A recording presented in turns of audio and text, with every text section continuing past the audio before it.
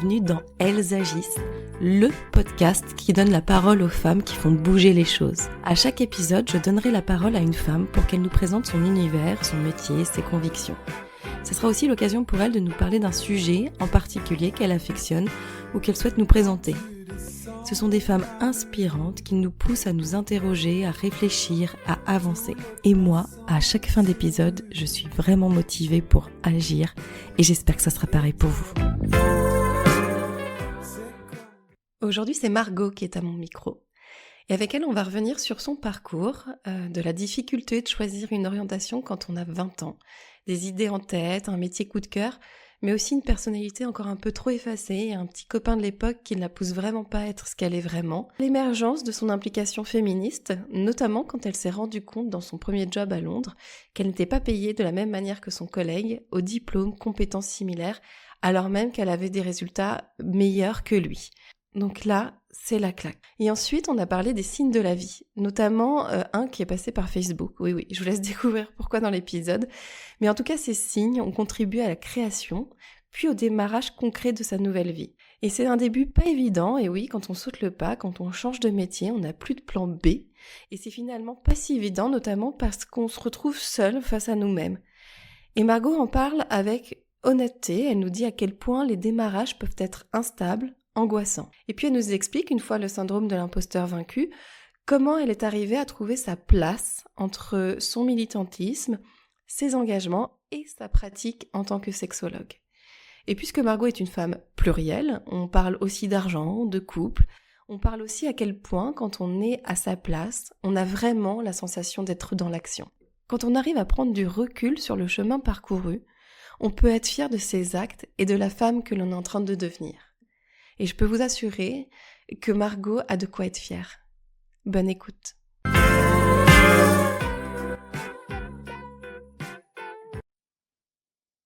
Salut Margot. Salut Émilie. Je suis ravie de t'avoir sur mon podcast. Ça fait longtemps qu'on échange et puis on se connaît, on peut le dire aussi. C'est pas un secret. Et voilà, plus j'en apprends sur toi et plus j'ai envie d'en savoir. Donc, je suis très très contente que tu aies accepté mon invitation d'être dans Elles agissent. Et pour le coup, je pense que la définition d'agir avec toi, c'est pas mal. Merci à toi pour ton invitation et j'ai hâte de notre conversation. Bon, alors je vais te laisser te présenter pour commencer. Est-ce que tu peux te présenter de la manière dont tu souhaites, personnellement, professionnellement? Qui es-tu, Margot? Vaste question. Alors, qui je suis? Je suis une sexologue avec la particularité d'être féministe. Je tiens à le dire parce que c'est quelque chose qui fait partie de mon identité.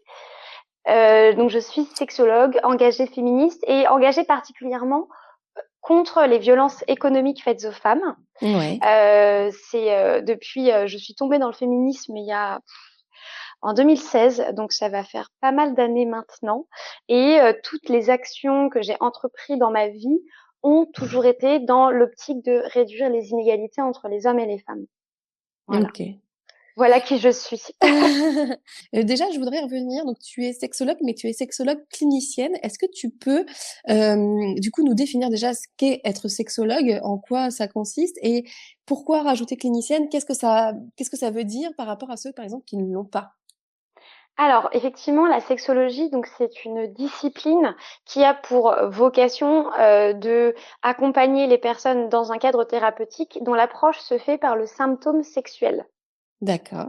Donc en fait, tu vas venir en consultation parce qu'il y a une baisse de désir, parce qu'il y a des douleurs à la pénétration, parce qu'il y a des troubles de l'érection, etc.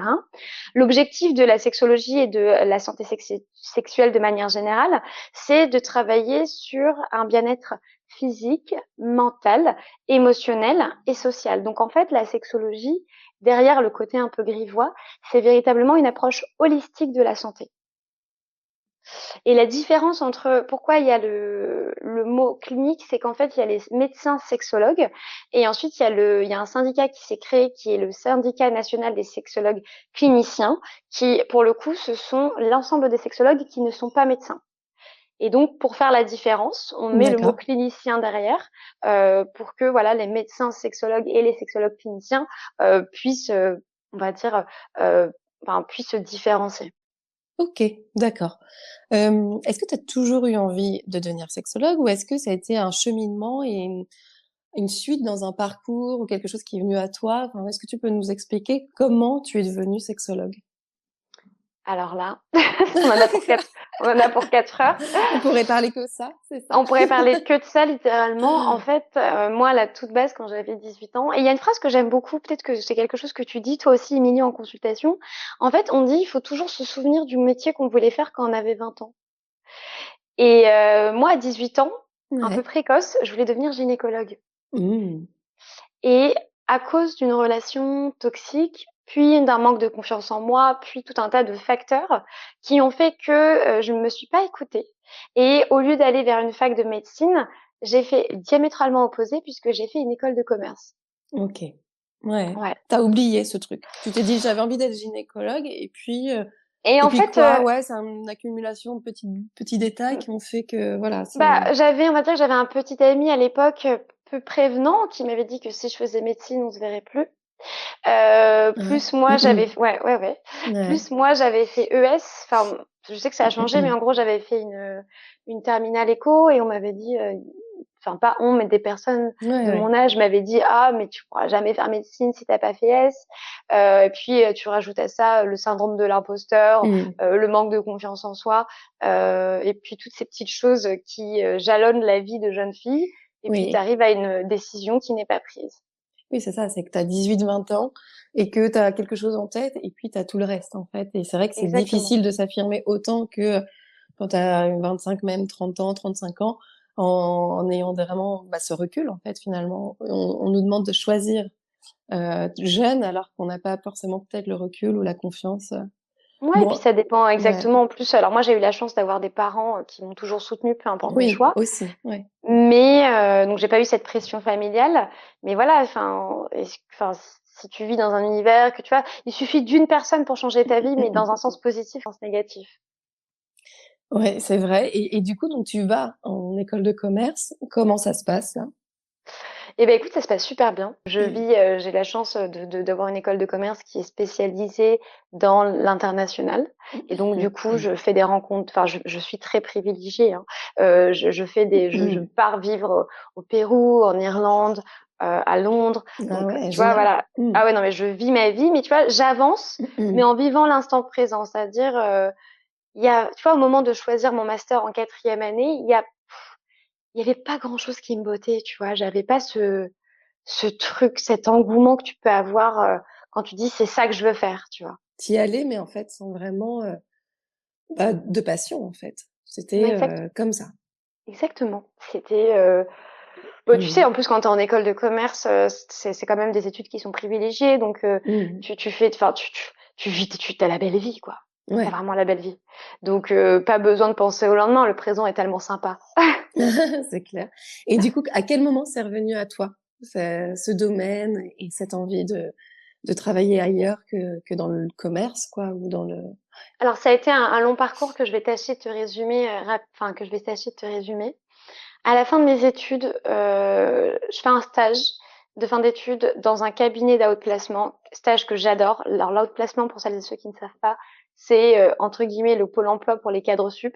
mmh C'est-à-dire qu'en fait, c'est des accompagnements qui sont prévus dans le cadre de départ de personnes en entreprise qui bénéficient de coaching. Et j'avais trouvé ça fascinant et donc j'ai adoré, j'ai fait mon stage là-bas. Et puis pendant mon stage, je me suis faite chasser par une chasseuse de tête, tu vois, Ouais, déjà. voilà, Ah, déjà en voilà. stage, ouais, OK. Ouais, parce que quelqu'un avait eu vent de ce que je faisais, et cetera. Enfin voilà, tout un joli phénomène qui s'est mis en place et pour travailler en tant que recruteur dans la finance à Londres. OK. Donc hyper contente. Moi, je suis beaucoup dans la symbolique et vu que j'avais déjà fait un stage à Londres il y a quelques années, j'adore cette ville. Ouais. Et j'avais envie, tu sais, d'un espèce de rituel de passage et Mmh. je me voyais pas commencer ma vie professionnelle sur Paris puisque je suis parisienne. Et franchement, trop chouette. Donc, je pars vivre à Londres. Je suis épaulée par cette manageuse. Je passe 9 mois de folie. Et puis, au bout de 9 mois, elle part. Et là, c'est la catastrophe parce que je me retrouve à gérer à 22 ans, 23 ans, un portefeuille client qu'elle a construit, des data. Enfin, je me retrouve à gérer son travail alors que elle avait 5 ans d'expérience et que moi j'avais 9 mois. Ouais, ok. Donc, beaucoup trop dur, quoi. Enfin, en tout cas, beaucoup trop de charges. Très très dur. Mm. Je sais pas si j'ai fait un burn-out, j'en sais rien.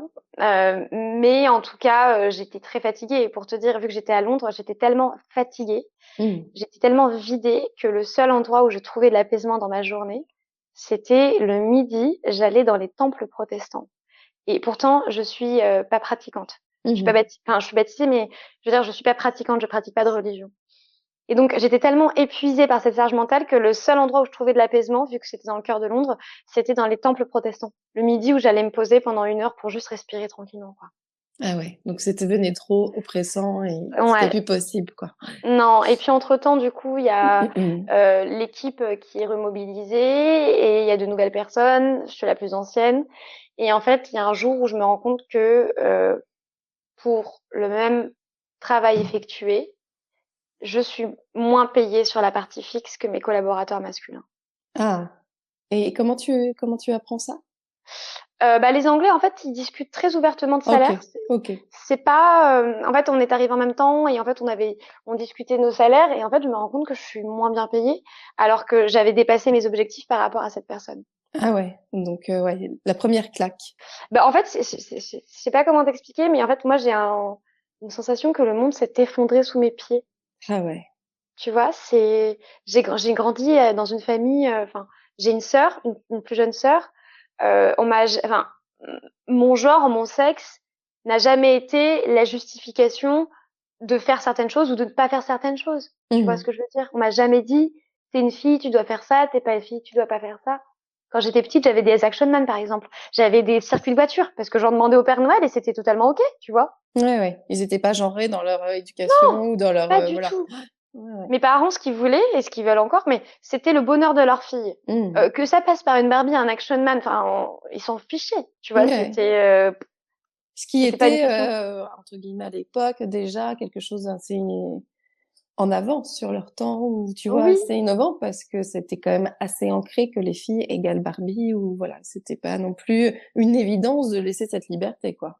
non, c'est vrai. Mm. J'ai appris qu'on appelait ça une éducation non genrée il y a quelques Mm. années. J'étais ah ok d'accord. Ah oui c'est vrai hein. Ouais, ouais. Donc tu vois, quand tu as ta conception du monde qui est d'une certaine manière, et puis de l'autre côté, il y a ce que le monde te renvoie, Ouais. qui est à l'opposé de l'éducation que tu as reçue, la chute, elle est brutale.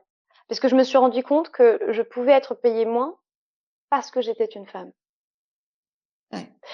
Donc là, en fait, je tombe dans le féministe, j'aime bien dire ça, pour comprendre. En plus de ça, en Angleterre, il y a le Brexit qui venait d'être voté, donc c'était pas le moment de changer de job parce que les marchés financiers étaient en stress. Mm. Et donc, enfin voilà, les entreprises elles sont un peu frileuses quand il y a des mouvements comme ça. Et à la suite de ça, je cofonde pardon, un réseau pour femmes françaises et francophones qui s'appelait Ouais. Entre elles. Et au bout de quelques années, le réseau se développe super bien. On a 1500 membres, c'est incroyable. Et puis, 3 ans plus tard, après mon arrivée à Londres, je décide de rentrer en France puisque j'ai fait le tour. Et Ok. en France, je cofonde avec ma sœur e-Rose, qui était Mhm. un cabinet de conseil en égalité professionnelle.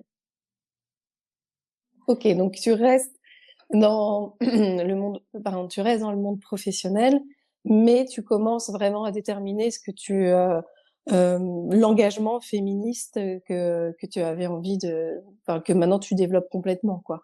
Exactement, c'est-à-dire Mmh. que au cours du développement du réseau d'entre elles à Londres, je me suis rendu compte que je refusais les discours clichés, stéréotypés, de dire oui, non, mais attendez, si les femmes elles évoluent pas, c'est parce qu'elles manquent de confiance en elles. Stop, c'est pas possible. On peut pas résumer un problème aussi complexe par une phrase. C'est indécent et c'est un manque de respect total.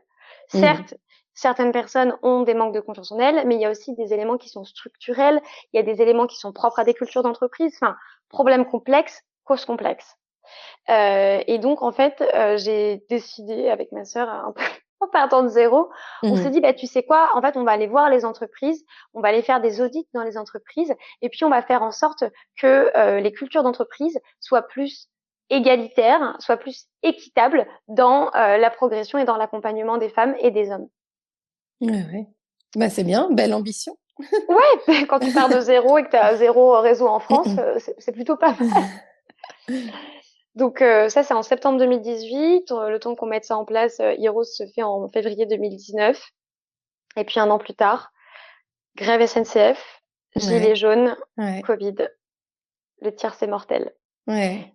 Et en fait, durant le Covid, alors qu'on avait une super croissance, on a 90% de nos clients au mois de mars 2020 qui nous disent, écoutez, on met tout en stand-by. Comment tu réagis par rapport à ça? Bah, c'est le drame parce que je trouve ça profondément injuste. En fait, hein, en gros, il y a un jour, il y a quelqu'un qui me dit, vous savez, le bateau est en train de couler, c'est pas le moment de s'intéresser à la nature des pneumatiques. Alors, attends, refais-la moi. En gros, tu vois les bateaux les bateaux pneumatiques, c'était une allégorie par rapport à Titanic. On m'a dit, vous savez, le bateau Ok, est j'y en étais train de... pas. Et non, Ouais. pardon, j'aurais dû préciser.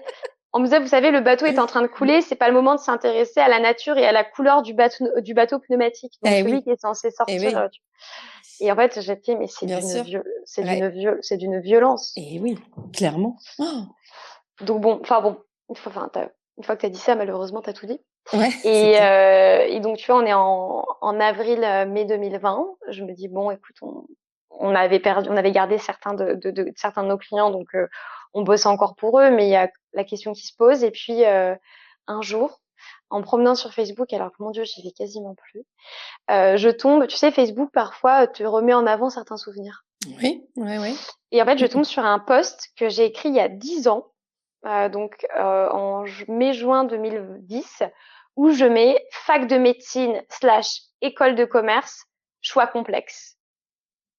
Et là, Ah je ouais. me dis, Tu retombes là-dessus. Ouais. ouais, c'est Facebook qui me... Mais alors pourquoi ce jour-là, j'étais sur Facebook alors que j'y suis pas? Ah, Enfin, ça.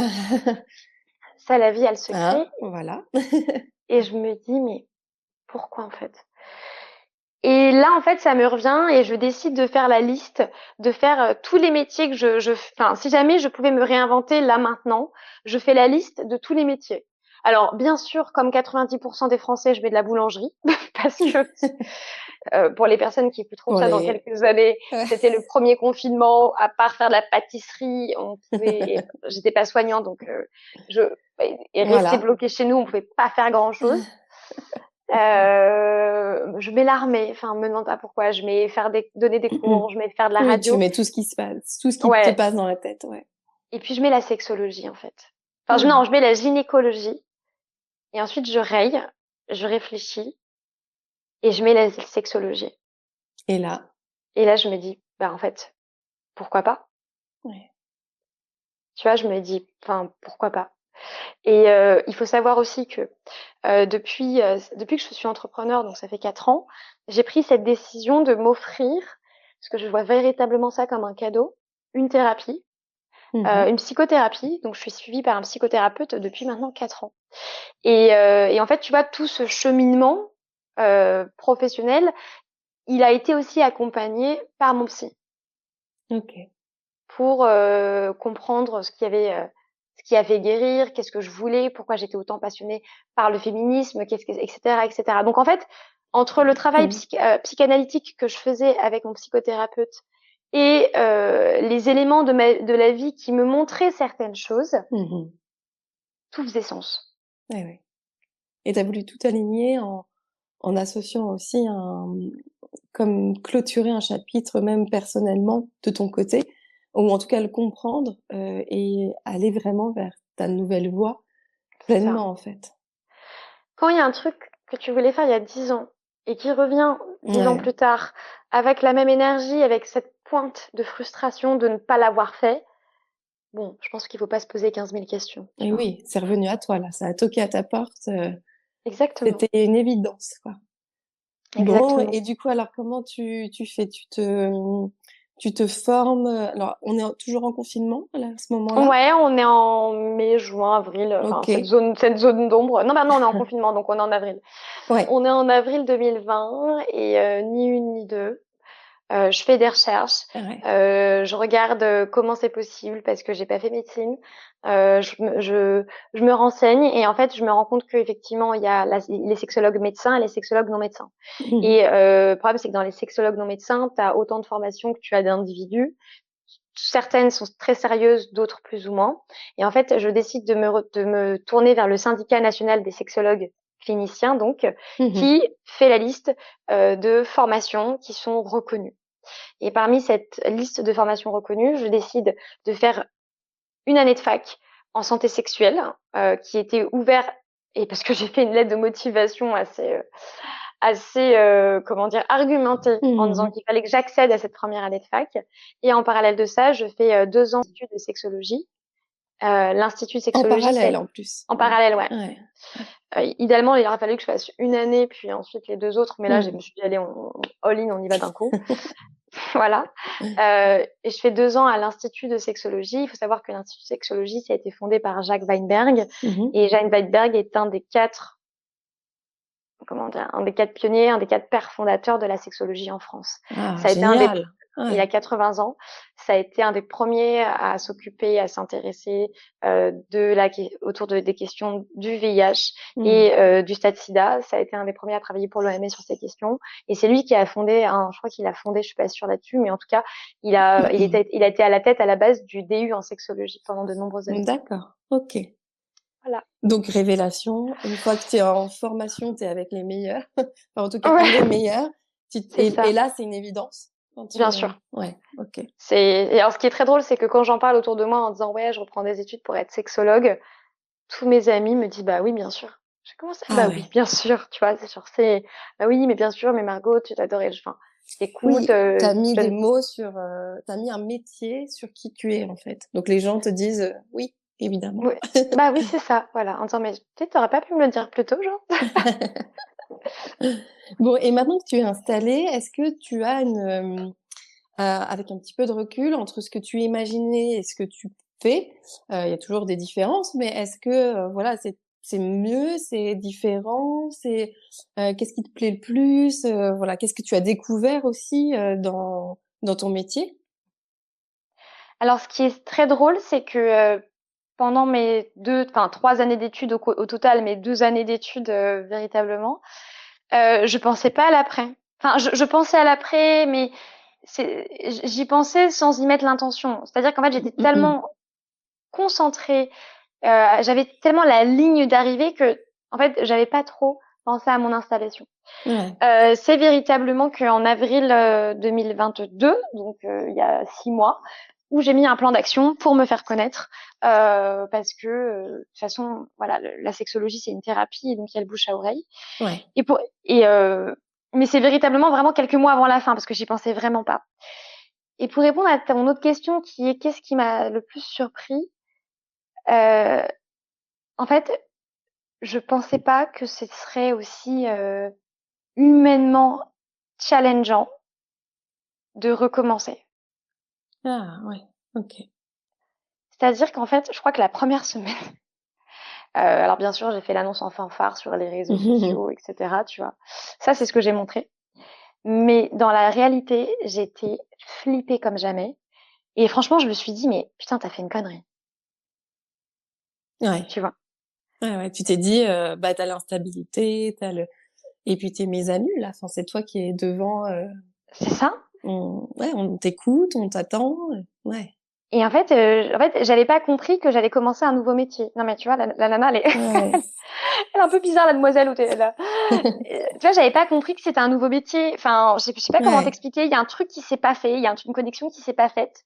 Et la première semaine, j'ai écrit à tous mes copains et mes copines sexologues, à mes parents, en disant mais je suis nulle, je suis vraiment nulle, j'y Mmh. arriverai jamais.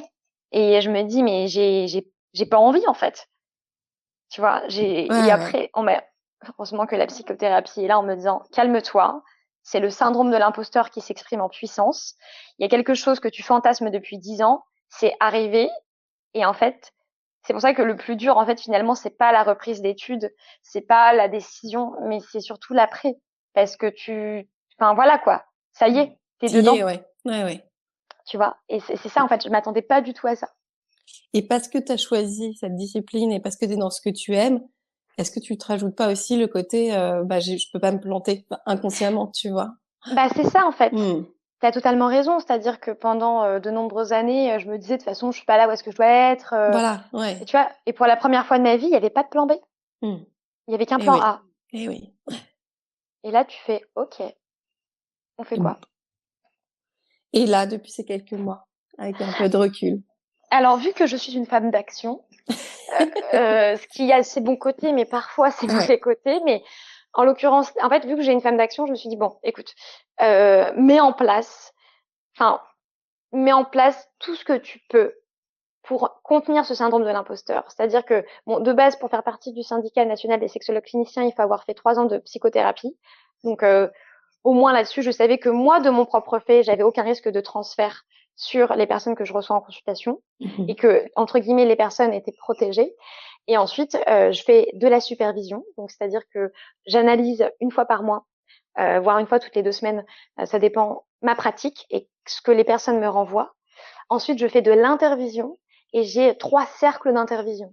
C'est-à-dire Ouais. que j'ai des cercles avec des copines sexologues, j'ai un cercle avec des professionnels que je ne connais pas, mais donc qui font partie du syndicat, et j'ai un cercle avec d'autres personnes. Et en fait, tu vois, j'ai mis en place un petit peu ces, je sais pas comment expliquer, ces garde-fous Mmh. où je sais que si jamais je suis perdue, je peux trouver de la ressource. Mais tu vois, finalement, ça, je l'ai fait uniquement pour me rassurer. Mmh. Tu vois, Ouais, en ouais. fait, quand tu sais que tu as la bouée de sauvetage, pour reprendre la métaphore de tout à l'heure, c'est plus facile de sauter dans l'eau, tu vois. Ouais. Ouais, c'est clair. Mais c'est peut-être aussi le fait d'être entrepreneur et d'être seul, tu vois? Il y a le côté là où tu t'appartiens à une communauté, même si tu as ta pratique, ta manière voilà, d'accompagner les personnes, tu peux te rattacher quand même et c'est ce qui peut manquer quand tu n'es plus dans une entreprise, à une communauté, à des collègues, à des gens qui peuvent Exactement. te dire: «Oui, non, peut-être que ça tu peux modifier» et cetera. C'est important. Exactement. Mmh. Et tu vois, c'est exactement ça. C'est-à-dire qu'en Mmh. fait, il faut vraiment savoir laisser tomber l'ego. Mais de toute façon, si tu es sexologue, tu n'es pas censé avoir d'ego non plus. Trop d'ego. Parce qu'il Mmh. s'agit pas de toi, mais il s'agit de la personne que tu as face à toi. Et oui. Il faut savoir dire je ne sais pas. Et il faut aussi ne pas se mettre la pression. Voilà. Et tu vois, en fait, mon lancement, mon démarrage d'activité se passe hyper bien. J'ai beaucoup de consultations par rapport à ce que je pensais. En plus, tu vois, là, on se parle, on est début décembre. Je commence à voir les premiers résultats sur les personnes que j'accompagne et je suis hyper heureuse pour elles, tu Ouais. vois. Ouais, ouais.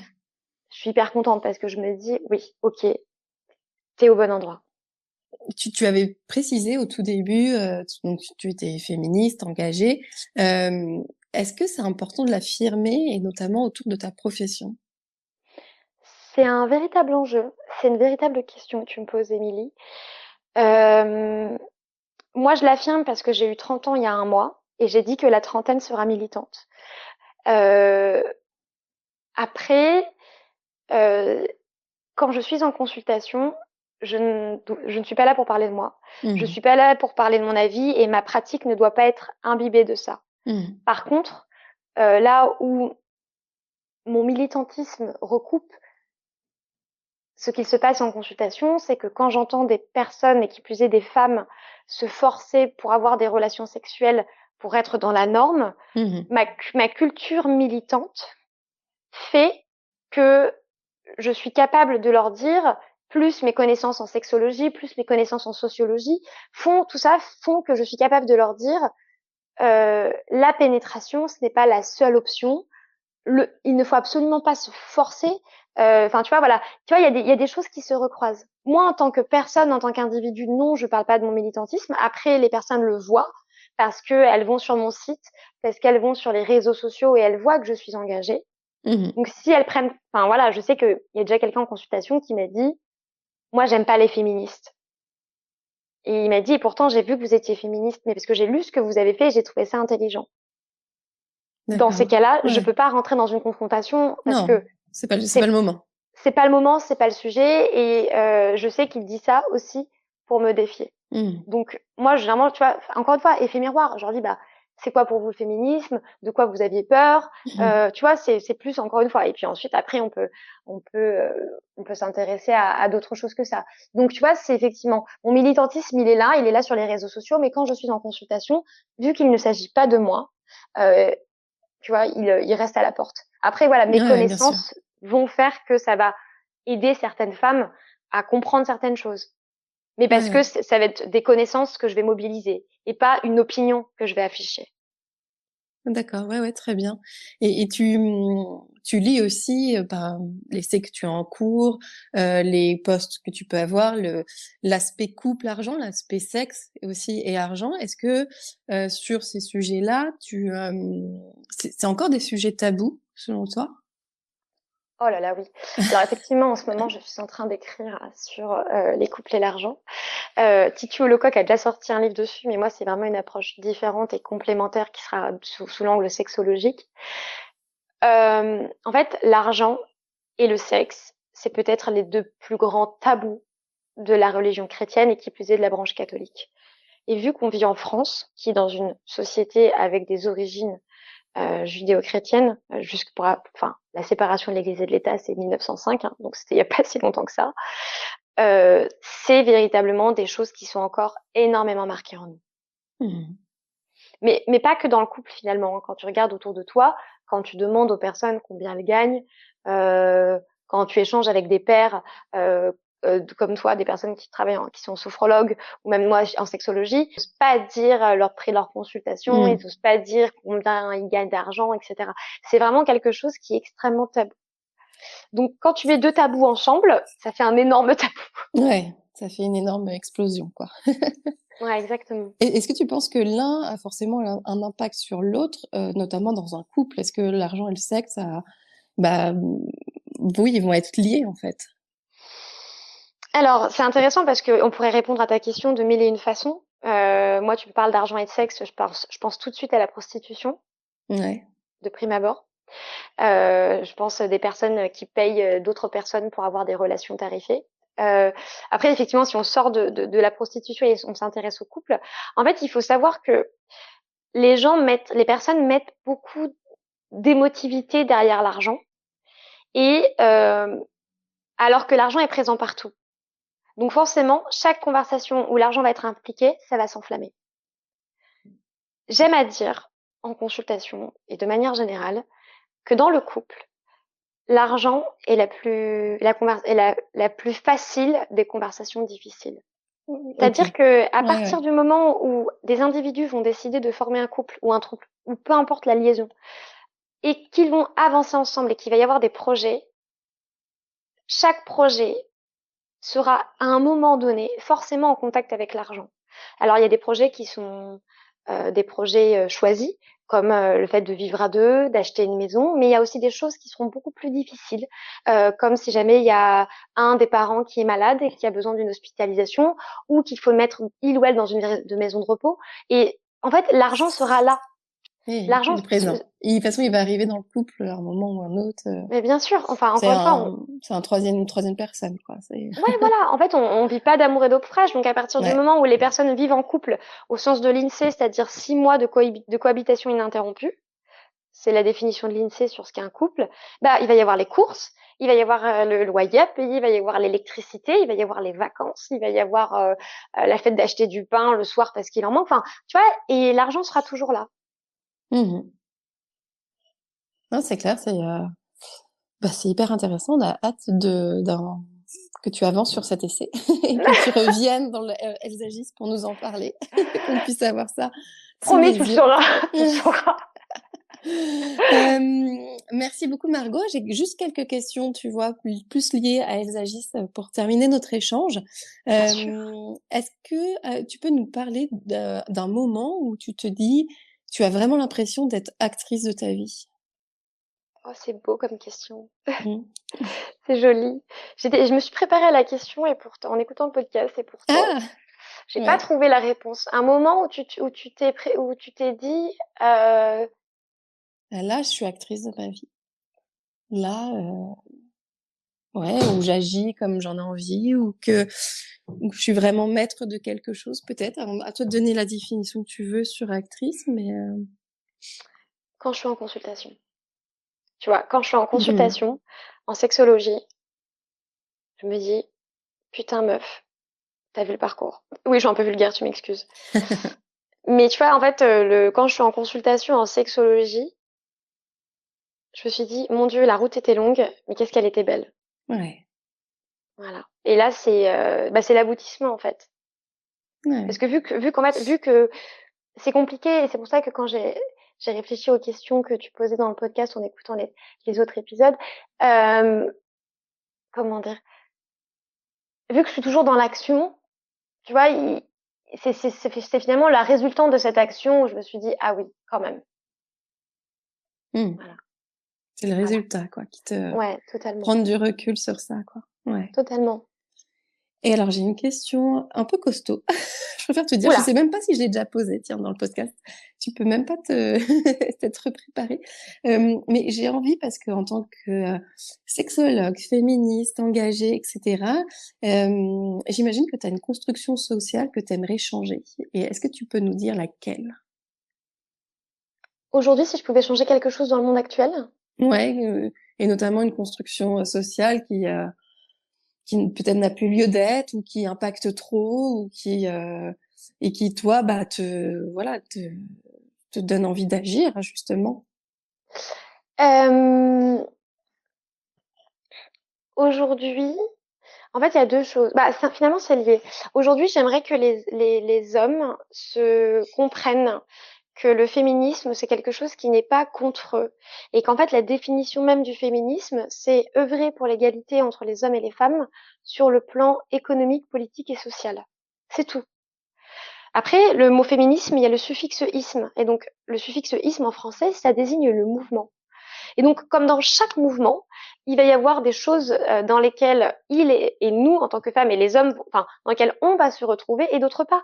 Et c'est OK, en fait. Il n'y a pas besoin de trancher, tu vois. C'est pas parce que j'en sais rien, mais j'ai entendu des trucs parfois, c'est pas parce que tu es féministe que tu es contre les hommes. Pas du tout. Après, bien sûr, dans le féminisme, il peut y avoir des mouvements qui sont misandres, mais enfin, ça ne représente en aucun cas le mouvement en tant que tel, puisque la visée première, c'est l'égalité sur le plan économique, politique et social. Et donc, clairement, euh, que les hommes se saisissent de ces questions-là et que, encore une fois, j'aime beaucoup dire que la bêtise n'est pas genrée.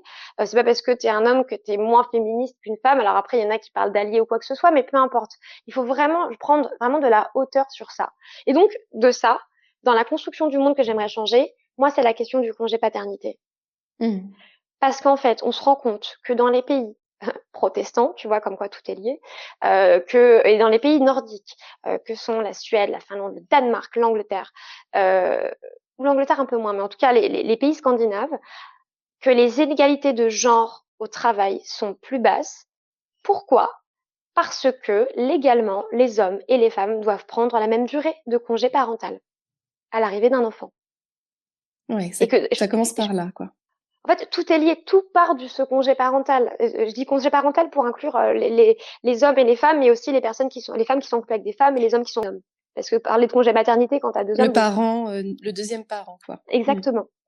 Je mets vraiment enfin voilà, c'est vraiment une approche inclusive de cette question. En fait, tout part de là, parce que à partir du moment où tu nourris la croyance qu'un enfant n'a que besoin de sa mère, déjà c'est très excluant pour les couples homoparentaux. En fait, tout part de là. Tandis que si dès le début, les hommes comme les femmes ont le même nombre de semaines de congé, indépendamment de leur orientation sexuelle, indépendamment de qui a porté l'enfant, ben en fait ça irait bien mieux, parce qu'en fait tout le monde partirait au même moment, ou alors tout le monde aurait la même base, tu vois. Mmh. Tu vois, moi, je compare un peu ça. Alors, c'est un peu bizarre comme comparaison, mais avec le service militaire. À l'époque, quand il y avait les services militaires, bah, tout le monde à 18 ans s'arrêtait pendant un an. Peu importe ton origine sociale, peu importe d'où tu venais, peu importe ta famille, tout le monde s'arrêtait pendant un an. Ouais, tout le monde a la même Et enseigne, logeait à la même enseigne. voilà, tout le monde logeait à la même enseigne. Et en fait, quand tu regardes ça dans les pays nordiques, bah, les inégalités salariales sont les plus basses. Ouais. Parce que si t'as peur de recruter une femme qui a 30 ans parce que potentiellement c'est l'âge où elle est en capacité de procréer, en fait, si tu as aussi peur de recruter un homme de 30 ans parce que c'est l'âge où techniquement il peut être papa, en fait, c'est bon, quoi. On part tous au même endroit et en fait, ça se transforme en un non-sujet. Je ne comprends pas comment les entreprises ont l'air surprises quand une femme leur annonce qu'elle est enceinte. C'est pas comme si l'humanité s'était construite grâce à ça. Non, mais vraiment, enfin, je veux dire, j'ai entendu des histoires et moi, ça fait 4 ans que je suis indépendante, donc j'ai quitté le monde de l'entreprise depuis très longtemps et j'étais jeune quand j'ai quitté le monde de l'entreprise, donc il n'y avait pas de femmes autour de moi qui étaient enceintes. Mais à chaque fois, dans les histoires que me racontent mes amis ou certaines de mes patients, en fait, t'as l'impression qu'ils découvrent que les femmes ont un utérus, quoi. Donc voilà. Donc, je suis désolée, ma réponse était assez longue. Si je pouvais reconstruire quelque chose, ce serait véritablement, enfin pour moi, tout passe par le congé parental et pour accueillir un enfant, quoi. Non, mais c'était long, mais c'était très intéressant et merci d'avoir creusé autant cette question parce que ouais, c'est vrai que ça soulève beaucoup de choses, quoi. Donc on compte sur toi, sur ton militantisme pour changer tout ça. Écoute, on compte sur toute cette armée de guerrières, de personnes, de femmes incroyables comme toi qui donnent la parole à des personnes. Enfin voilà, c'est un travail qui est collectif et encore une fois, c'est pas parce que il y en a qui s'expriment plus que d'autres, comme ça peut être mon cas, que celles qui ne s'expriment pas ne font rien. Au contraire, je pense que c'est une visée humaniste et chacun a son rôle à jouer, à son niveau, et c'est ok en fait. Et oui, et je peux que te rejoindre sur ces propos. Donc, merci beaucoup, Margot. C'était un super échange. J'étais ravie de t'avoir dans le podcast. J'espère que tu as passé un bon moment aussi. Et dis-nous juste comment on peut te contacter, quel est ton pseudo, est-ce que Instagram, ton site, comment tu veux qu'on te contacte? Eh ben écoute, merci à toi Émilie, merci pour tes questions et la profondeur de tes questions parce que j'ai été agréablement surprise. Je ne m'attendais pas à ça, mais c'est ok, tu vois, faire une disserte de philo lorsqu'on enregistre un podcast, il n'y a vraiment pas de problème. Pour me contacter, donc mon prénom c'est Margot, comme le vin rouge, oui, je suis désolée. MARGX, mon nom de famille c'est Theroux, T-E-2-R-O-U-I. On peut me trouver sur LinkedIn, sur mon site internet où c'est margot-theroux.fr, sur ma newsletter qui parle des couplets de l'argent, mais ça, vous trouverez ça sur mon site. Et sinon sur Instagram où c'est margot.off.heroes, mais je pense que je vais changer de nom parce que je vais remettre un vrai nom, ça va être plus facile. Voilà, Émilie, bah merci à toi. Merci pour ce moment, comme dirait une certaine personne très connue. Merci beaucoup et à très bientôt. À très vite. J'espère que cet épisode vous a plu. Merci d'avoir pris le temps de l'écouter. Et n'hésitez pas, si vous avez aimé, à le partager, à le commenter, à faire vivre la communauté Elles agissent. Je vous retrouve très vite pour un nouvel épisode. Et n'oubliez pas que des lives sont aussi disponibles sur mon compte Instagram emily.b-sophrologue et que vous pouvez aussi retrouver toutes les informations de l'épisode sur le site du podcast www.ellesagissent.com. À très bientôt!